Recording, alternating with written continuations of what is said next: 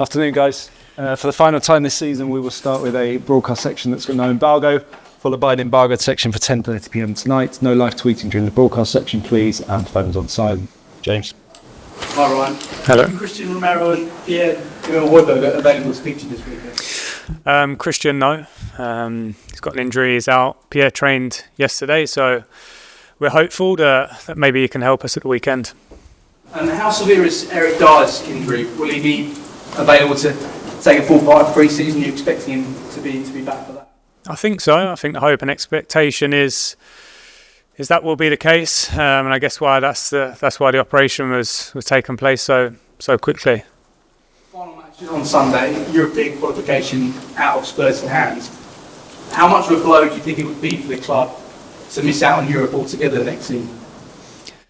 Yeah, obviously it has its implications, and it's not where the football club want to be. We definitely want to be competing in Europe. Any European competition, it's important for a club this size. But at the same time, I think the most important thing, regardless, in or out of Europe, is that there's a plan, there's an idea, and there's commitment from everyone going forward. Today marks 2 months since Antonio Conte left. Has the uncertainty around the next manager, the sporting director leaving the club, has that had an effect on the squad and ultimately the results as well? Possibly. I mean, the results before he left weren't amazing, so I don't think the results have dipped a huge amount. Obviously, we was in a different position, but I think you could feel it. You could feel it the weeks leading up to it. There was uncertainty, and it's never great to have uncertainty.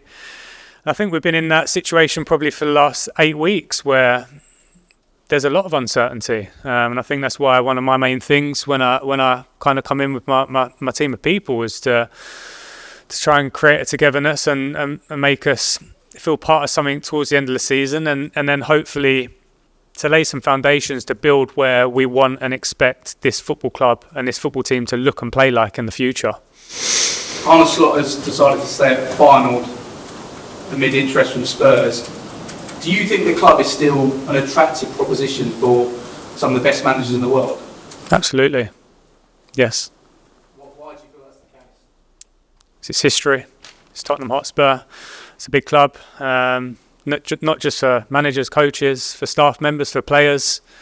Anyone here should feel the privilege and the honour to represent this badge, and if they don't, then they shouldn't be here. It's really as simple as that. And finally for me, Ryan, there's still a huge amount of uncertainty around Harry Kane's future. I won't ask you whether he's going to stay or whether he's going to go, but if this is his last game this weekend, how would you sum up his impacts at the football club and what he's achieved in his time here? I can't sum it up because he's still our player. I think when you sum something up, it's something that's a closed chapter, and you speak about the past. That's certainly not the case. But I think for any player, any manager, any member of staff at this football club, when one leaves, it's important to have a succession plan in place. So when people do leave this football club, the next one comes in and the impact isn't so big. That's not just speaking about Harry, that's speaking about other players, because ultimately in 2 months, 2 years, 10 years, 20 years, Tottenham Hotspur Football Club is still going to be Tottenham Hotspur Football Club, and there'll be players that come in, staff, coaches that come in and out. But for me, it's really important that there's an identity and a real idea in all departments. Thanks, James. Niv. Hi, Ryan. Good afternoon. Hey. Leeds, fighting for their survival. It's going to be a very challenging atmosphere. What do you think you need to do better as a collective compared to the previous game to get away from them? First of all, I think we probably need to be clinical when our chances come, because the game last weekend, I thought the first half was probably as good as we've been this season in terms of with the ball, chances created, creativity. I've really enjoyed watching us. So it's important to take those chances when they do come, but then also understanding that opposition are going to have their moments. And in those moments, you need to stick together. You need to make blocks. You need to make saves. You need to get through it as a team. And ultimately, that's what cost us last weekend. Yes, it wasn't a great second half, but their two key moments on 55 or on 60 minutes, they were clinical, and it changed the complete flow of the game. So that's something we're fully aware of. You sense from your players that feeling of anger, frustration, and maybe a desire to react after what happened against Brentford? I'm not sure. I think naturally as a professional, when you lose games, and we've lost games in the last weeks and months, far too many for this football club, that is something you would hope and expect to feel. And of course, go into Ellen Road, it's going to be intense. You have to enjoy that. That's something to enjoy. It's a big game for them. It's a big game for us, and we need to use it to our advantage as much as possible. This year, the team played in the Champions League. How determined do you think the players are to qualify to the Conference League? Yeah, listen, I think it's important. This club's in Europe, but the bigger picture and the most important thing is the direction and the commitment for the club, because we've seen a lot in recent years in the Premier League, is that you can be up here 1 minute and down there, and it's important that you're stable and you're strong to get through those moments. Harry Kane as a teammate as well. The way he was leading Spurs, the consistency he was showing this season. What do you think is it down to? The quality of player, the technical ability, probably most importantly the mental strength as well. Top player, been doing it for years. The consistency is incredible, and he's been amazing this season. And for you, that was your second time taking the caretaker manager job here at Spurs in the last 2 years. What have you learned about yourself, your coaching style, especially in the last few weeks, who have been very challenging? Yeah, obviously a strange one, because I think 2 years ago the results were better, but we're miles ahead in terms of me and my team, the work we've done. I believe more now than ever in what we are and who we are. Understand and realistic in terms of the current situation, when you want to create a certain football team to play a certain way. We see all the time. You need time to change that. You need a pre-season, you need time to work.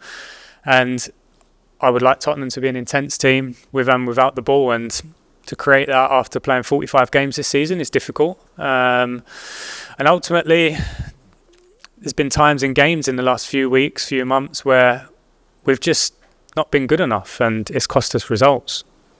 Thanks, Niv. Ali? Just going back to Eric Dyer for a moment. It sounds like maybe it's been a problem that he's had for a while. How much do you think it hampered him in the way he played? I'm not too sure, to be honest. I'm really not sure. These injuries, I've been a professional, I know what it's like. You have injuries that linger, that are difficult, and maybe a slight change in training, or a change in the way we wanted him to play, and asking his body to do something different might have flared it up a little bit. I'm not sure. But ultimately, it's an injury that needed to be sorted, needed to be operated on. And I'm sure after this operation, he'll come back stronger and better than what he was before. One of those, was there any temptation to maybe have it earlier in the season, or was it always something that was looked towards the end? No, I don't think so. I think it was a case of trying to get through it and manage it as much as possible. But like I say, probably at the moment, he certainly couldn't manage it. So that option was taken away from us. And just kind of looking forward a bit, obviously there's a lot that has to happen in the kind of meantime anyway, but eventually there will be the transfer window. How much work do you think this squad needs in the transfer window to compete again? Of course, I think there's work, because we have a big squad, we have a lot of players on loan, and there's decisions to make. First of all, there's a lot of decisions to make about our current squad, so that's probably the priority. But I think the most important work is probably away from the transfer window right now, because you need a manager in place, you need a commitment, you need an idea, and to know where you go. You can't do transfer business without a manager, because it might not fit his idea. And at the moment, I believe that, we need an idea of what we're going to do, who we want to be, and stick to it, recruit people for that, and ultimately recruit players for that. You use the term earlier, succession plan with players. Should that also extend to staff as well? Yeah, no, I think, maybe my memory is wrong, but I think I did say not just players. It's not about players, it's members of staff as well, because if you want to be a successful football club on the pitch, then I think everyone working for the organisation, the football club, they need to be on board with what we are and who we are. And I think when you have an idea of that, when people leave, I think it's probably easier to pick people to come in a lot, and it makes it a lot more fluid and easy to plan for these type of things. So yeah, I hope going forward that certainly is the case. Just last one for me. How difficult is this going to be for maybe yourself but other people as well to judge your kind of this second period for you because of the time frame? For me personally, sorry. Yeah, like, I think naturally people just look at results because that's the nature of the business. I get that. But at the same time, I think football people, certainly people inside this building, inside this football club, will know the work we've done. Absolutely, I've no doubt about that.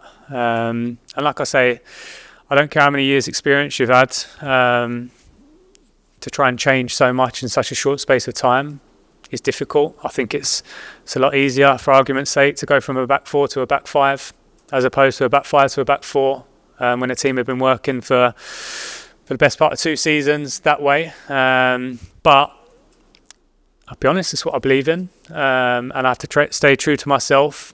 And especially in this moment in time, we've got a lot of injuries.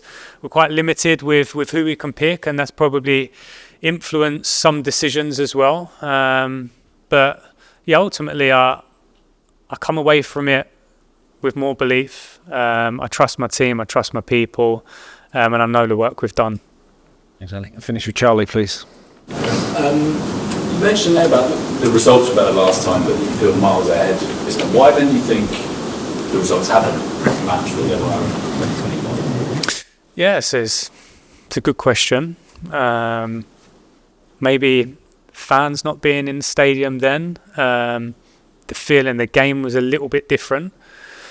Now the intensity is so high, and we're probably coming off the back of like a more, I won't say uncertain period, but there is uncertainty, and I think probably it's translated far too much to the outside world than what it should have done, and maybe that's affected the players. It could have easily been very different in terms of the results, but that's football. That's football. We see it all the time when new managers go into clubs at the start of seasons, midway through season. I think historically in the last couple of years, we look at successful teams now and successful managers, and it wasn't easy at the start. The results probably weren't as good, but they stuck to who they were. They kept believing in how they felt that football club should be, and ultimately when that happens and when everyone's on board and players, staff, fans buy into that, I think it's easier to turn it round. So you mean the way it ended this time for Antonio had more of an effect maybe than Jose did, just because of all the noise and everything? No, I don't. I just think because of COVID, I think it changed. Like football was different. The Premier League 2 years ago with no fans in the stadium, it was just a different game. Naturally, when you lose that intensity, you lose that real, I say connection, the emotion, it just wasn't there. So I think it was a different league and a different period to what it has been now. Do you think it's like I feel, and this may be wrong, but the way you were certainly last week, was there a little bit of a disappointment in some of the players? Like, could you expected a little bit more in some of the games that you've managed this time? I think there's always disappointment when you lose. Absolutely. Like I said, after the Brentford game, I was proud of the players in terms of the shift they'd done from a mental point of view. The things we was asking, the regains higher up the pitch, the aggression of our defensive line, how we played with the ball, the fluidity, the freedom, the creativity. It was really, really good.